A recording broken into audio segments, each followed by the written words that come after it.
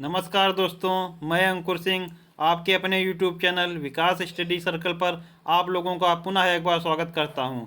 दोस्तों, हम लोगों ने अपनी पिछली क्लास में अम्ल क्षार और लवण उस पर चर्चा करना शुरू किया था। उसमें हम लोगों ने दोस्तों अम्ल से संबंधित सभी जो महत्वपूर्ण तथ्य हैं उन पर चर्चा की थी। उसमें दोस्तों मैंने आप लोगों को अम्ल के गुण, अम्ल के प्रकार उस पर चर्चा की।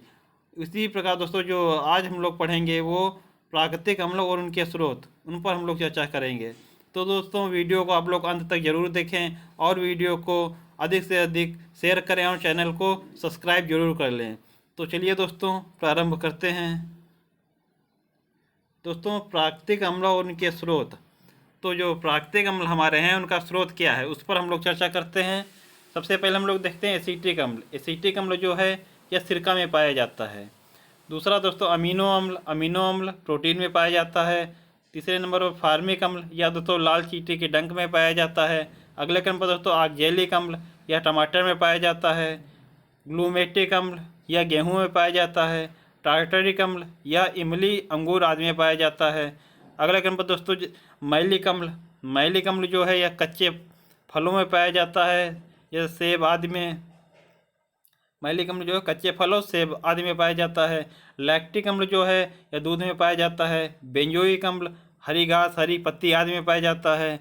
और दोस्तों सिट्रिक अम्ल, यह दोस्तों नींबू और नारंगी में पाया जाता है। तो दोस्तों आगे हम लोग देखते हैं अम्लों के उपयोग, अम्ल के क्या क्या उपयोग हैं। तो दोस्तों सबसे पहला हमारा है एसिटिक अम्ल, CH3COOH। तो एसिटिक अम्ल के उपयोग देखते हैं। तो सिरके में 3 से 6% एसिटिक अम्ल होता है। सिरके में 3 से 6% एसिटिक अम्ल होता है। इसका उपयोग अचार बनाने में, सलाद एवं खाद्य पदार्थों के परिरक्षण में किया जाता है। एसिटिक अम्ल का उपयोग अचार बनाने में, सलाद बनाने में एवं खाद्य पदार्थों के परिरक्षण में किया जाता है। और इसमें सिरके में 3 से 6% एसिटिक अम्ल पाया जाता है। दूसरे नंबर पर दोस्तों सिट्रिक अम्ल।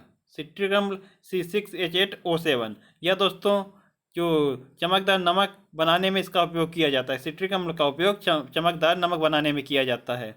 अगले क्रम पर दोस्तों सल्फ्यूरिक अम्ल। सल्फ्यूरिक अम्ल H2SO4, इसका उपयोग दोस्तों कहाँ किया जाता है? इसका उपयोग दोस्तों कार की बैटरियों में, पेट्रोलियम के शोधन में एवं डाई के निर्माण में, पेंट के निर्माण में आदि में किया जाता है।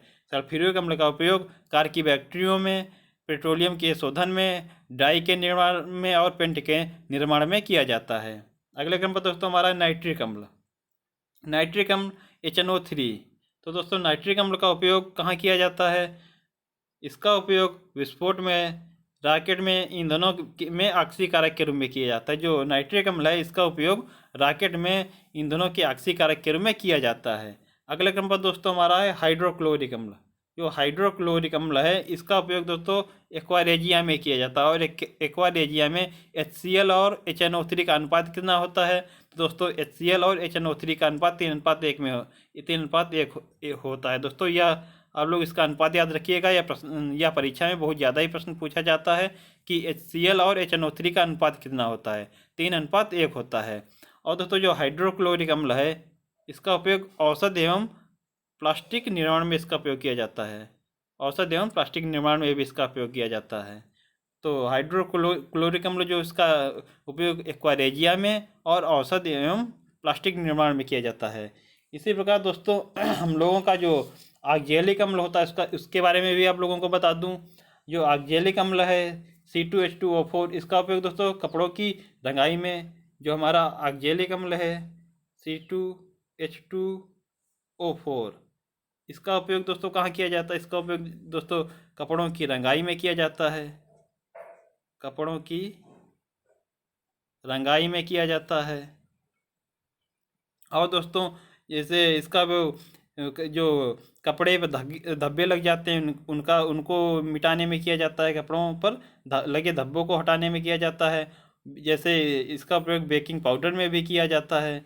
तो यह हमारा जो C2H2O4 ऑक्जेलिक अम्ल है इसका उपयोग कपड़ों की रंगाई में और कपड़ों पर जो धब्बे लग जाते हैं उनको हटाने में, बेकिंग पाउडर में आदि में इसका प्रयोग किया जाता है। चलिए दोस्तों आगे बढ़ते हैं हम लोग। तो दोस्तों हम लोगों ने अम्ल पर उसके जो अम्लों के उपयोग प्राकृतिक अम्ल उसके स्रोत, और पिछली क्लास में हम लोगों ने पढ़ा था अम्ल उसके प्रकार, उसके गुण, ये सब पर हम लोग चर्चा की है। तो अब आगे हम लोग क्षार पर चर्चा करते हैं। तो दोस्तों क्षार जो क्षारक हैं, तो दोस्तों क्षारक स्वाद में कड़वे होते हैं। जो क्षार हैं ये स्वाद में कड़वे होते हैं।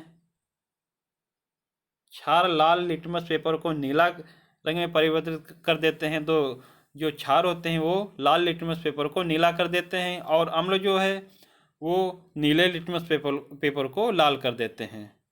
अगले क्रम पर दोस्तों मेथिल ऑरेंज को पीले रंग में परिवर्तित कर देते हैं। जो क्षार हैं वो मेथिल ऑरेंज को पीले रंग में परिवर्तित कर देते हैं, और जो अम्ल थे वो मिथाइल ऑरेंज को लाल कर देते थे, और ये जो क्षार हैं वो इसको पीला कर देते हैं। क्षारक अम्ल के साथ अभिक्रिया करके उसे उदासीन कर देते हैं। जो क्षार हैं वो अम्ल के साथ अभिक्रिया करके इसको उदासीन कर देते हैं एवं लवण तथा जल का निर्माण करते हैं। दोस्तों अगले क्रम पर हम लोग कुछ प्रमुख क्षारक और उनके उदाहरण देखते हैं।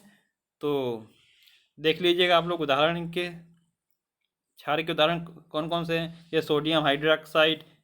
अगले क्रम पर दोस्तों जैसे मैग्नीशियम हाइड्रोक्साइड, इसी को मिलकर मैग्नीशिया बोला जाता है, MgOH का होल्टवाइज। Aluminium oxide Al2O3, aluminium oxide Al2O3 है। कैल्शियम ऑक्साइड CaO है। कैल्शियम हाइड्रोक्साइड CaOH का होल्टवाइज है। Potassium hydroxide KOH। ये दोस्तों जो प्रमुख क्षार हैं इनको हम लोगों ने चर्चा की। आगे दोस्तों हम लोग क्षार के प्रकार इन पर चर्चा करते हैं। क्षार के प्रकार, तो दोस्तों क्षार को जैसे हम लोगों ने 3 भागों में बांटा था, उसी प्रकार क्षार को भी हम लोग 3 भागों में बांटते हैं। पहले एक क्रम पर दोस्तों जल में विलेयता के आधार पर, दूसरे नंबर पर सांद्रता के आधार पर, और तीसरे नंबर पर अम्लीयता के आधार पर। इन 3 भागों में दोस्तों हम लोग क्षार को भी बांटते हैं। तो जल में विलेयता के आधार पर 2 प्रकार के अम्ल होते हैं, 2 प्रकार के क्षार होते हैं, प्रबल क्षार और दुर्बल क्षार। सांद्रता के आधार पर भी 2 प्रकार के क्षार होते हैं, सांद्र क्षार और तनु क्षार। और इधर अम्लीयता के आधार पर एकल अम्लीय क्षारक, द्विअम्लीय क्षारक और त्रिअम्लीय क्षारक। तो दोस्तों यह हम लोगों के जो क्षार हैं इन पर हम उनका विभाजन हम लोगों ने किया। तो दोस्तों यह प्रबल क्षार है। तो प्रबल क्षार यह क्या होता है? तो दोस्तों प्रबल क्षारक ऐसे क्षारक होते हैं जो जल में पूर्णतः विलेय होते हैं। जो क्षारक जल में पूर्णतः विलेय होते हैं वह प्रबल क्षारक बोले जाते हैं। और दुर्बल क्षारक क्या होते हैं? वह क्षारक जो जल में आंशिक विलेय होते हैं उन्हें दुर्बल क्षारक बोला जाता है।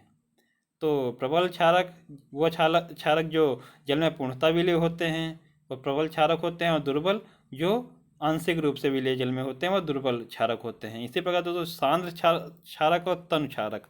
तो जो सांद्र क्षार होता है वह उसमें दोस्तों जलीय विलयन जो है उसमें क्षारक की मात्रा कम होती है। नहीं दोस्तों, क्षारक की मात्रा इसमें अधिक होती है। जो सांद्र क्षारक है इसमें इसके जलीय विलयन में क्षारक की मात्रा जो है वो अधिक होती है, और जो तनु क्षारक है इसके जलीय विलयन में क्षारक की मात्रा कम होती है। तो आशा करता हूँ दोस्तों आप लोगों को समझ में आ गया होगा। एक बार मैं सांद्र क्षारक और तनु क्षारक को स्पष्ट कर देता हूँ फिर से एक बार। जो सांद्र क्षारक हैं वह हमारे जलीय विलयन जिसमें क्षारक की मात्रा अपेक्षाकृत अधिक होती है। जो सांद्र क्षारक है उसमें क्षारक की मात्रा अधिक होती है, और तनु क्षारक में क्षारक की मात्रा कम होती है। तो आशा करता हूँ दोस्तों यहाँ तक आप लोगों को अच्छे से समझ में आया होगा। आगे दोस्तों कुछ हम लोग जो क्षार हैं उन पर चर्चा करते हैं। तो यह क्षार हैं, उनको हमने जो उनसे जो मुख्य पॉइंट बन सकते हैं उनको मैंने नोट करके लिख दिया है। देखिएगा आप लोग इन पॉइंट को भी। सबसे पहला पॉइंट हमारा है यह स्वाद में साबुन जैसा तीखा होता है। जो हमारे क्षार होते हैं यह स्वाद में साबुन जैसे तीखे होते हैं। इनका जलीय विलयन जो होता है इसका pH मान 7 से अधिक होता है। जो क्षार होते हैं इनके जलीय विलयन का pH मान 7 से अधिक होता है। जो अम्ल होते हैं उनका जो pH मान वह 7 से कम होता है। और विद्युत के सुचालक होते हैं, जो क्षार होते हैं या विद्युत के सुचालक होते हैं, यह लाल लिटमस पत्र को नीला कर देते हैं। क्षार जो होते हैं। और यह मिथाइल ऑरेंज को पीला कर देते हैं। जो क्षार हैं यह मिथाइल ऑरेंज को पीला कर देते हैं, और जो अम्ल थे वह मिथाइल ऑरेंज को लाल कर देते थे। तो मिथाइल ऑरेंज को या पीला कर देते हैं तथा फिनाप्थलीन को गुलाबी कर देते हैं। जो क्षार होते हैं वह फिनाप्थलीन को गुलाबी कर देते हैं। अगले क्रम पर दोस्तों देखते हैं हम लोग, मिट्टी की क्षारकता को घटाने के लिए उसमें जिप्सम का उपयोग किया जाता है। जब मिट्टी में क्षारकता अधिक हो जाती है उसको घटाने के लिए मिट्टी में जिप्सम का प्रयोग किया जाता है। जिप्सम का सूत्र क्या होता है? CaSO4 × 2H2O। तो आशा करता हूँ दोस्तों आप लोगों को यहाँ तक अच्छे से समझ में आ गया होगा। तो दोस्तों अगर यह वीडियो आप लोगों को समझ में आया हो, अच्छा लगा हो, तो वीडियो को लाइक करें, वीडियो को ज़्यादा से ज़्यादा शेयर करें, चैनल को सब्सक्राइब करें। मिलते हैं दोस्तों हम लोग अपने अगले वीडियो में। तब तक के लिए धन्यवाद। जय हिंद दोस्तों।